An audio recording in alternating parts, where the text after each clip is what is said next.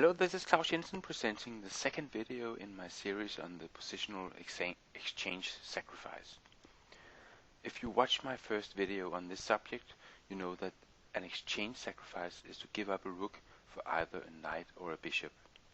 And the positional exchange sacrifice is to make this sacrifice for positional reasons only. And one of the first players in chess history to make this positional exchange sacrifice a regular part of his game was one of the best positional players of all time, Petrosian. And in this video I will show you 3 different games in which Petrosian made a positional exchange sacrifice.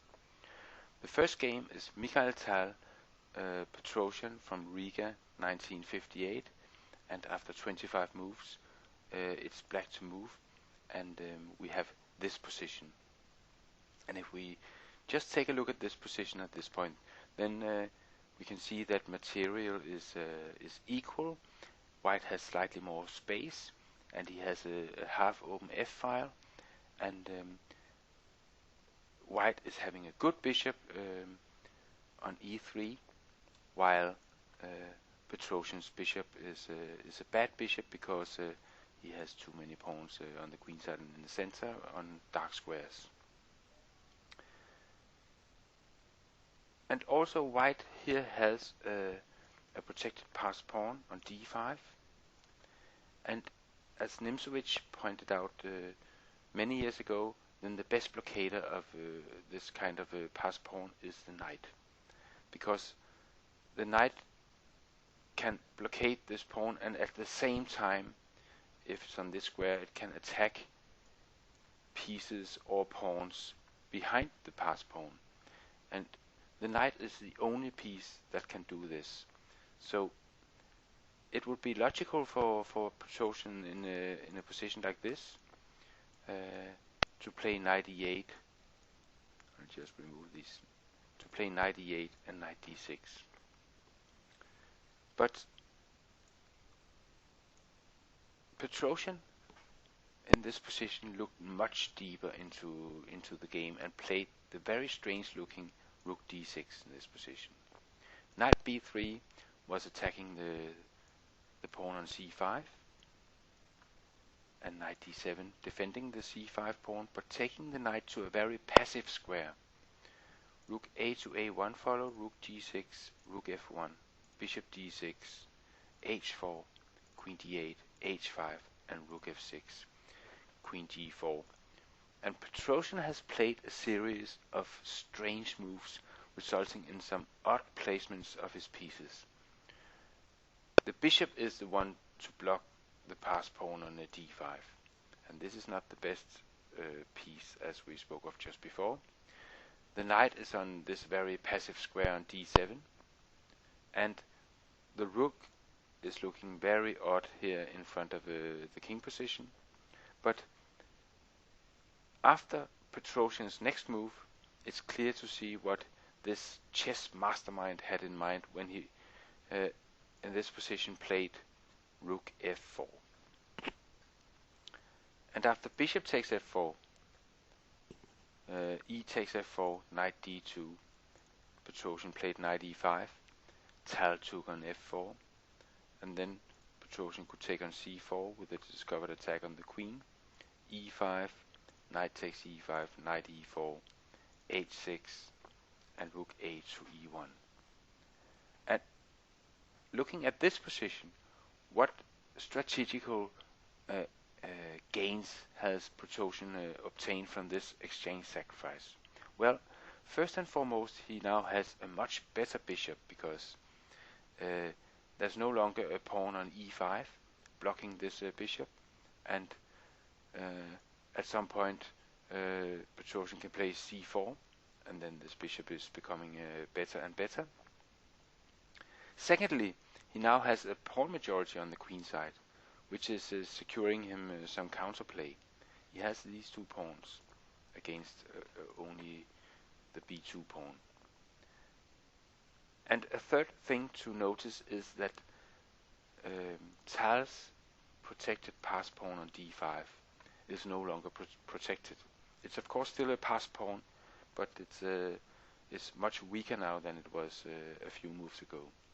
So Petrosian has carried out a very complicated middle game plan, and his position has actually improved significantly.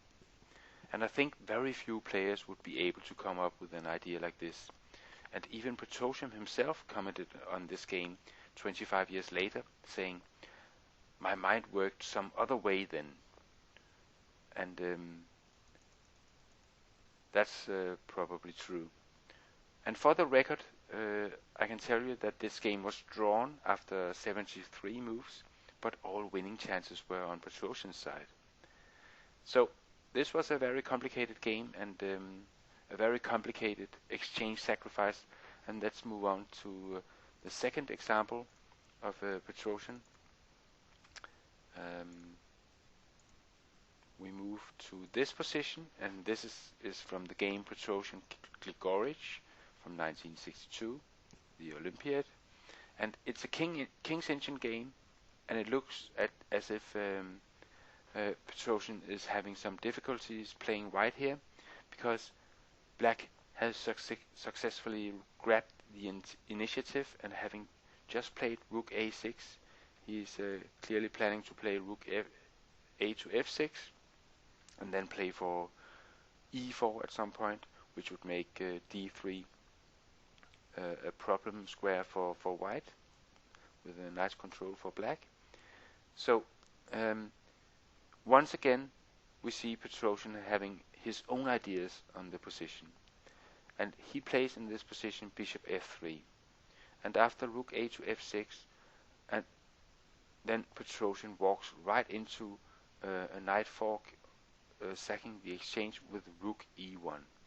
And of course, Gligoric played knight d3, and rook f to e2, knight takes e1, and queen takes e1.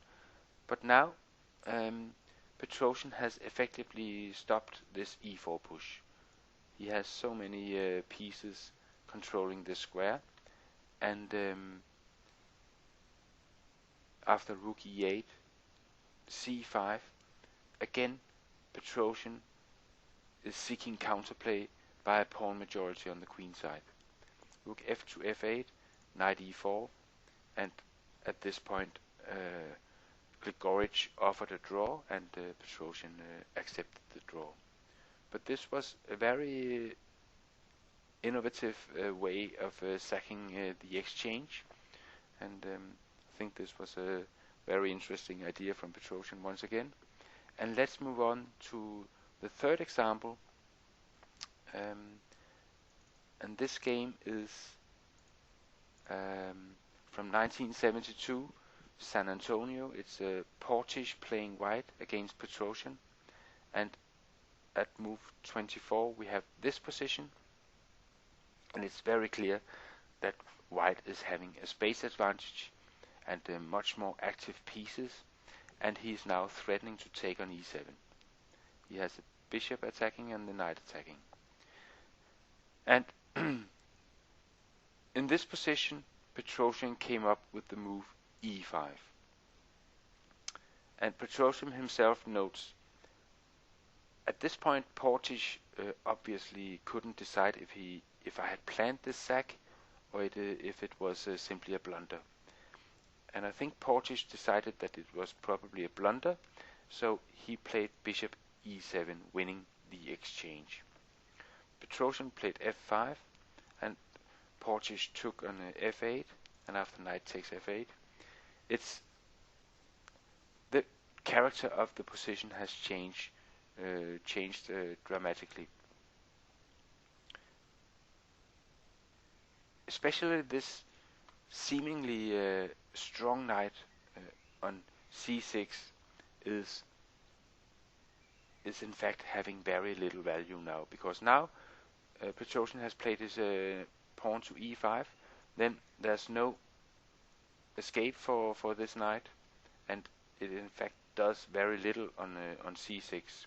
So optically it's a very strong knight, but in fact the knight does almost nothing from here.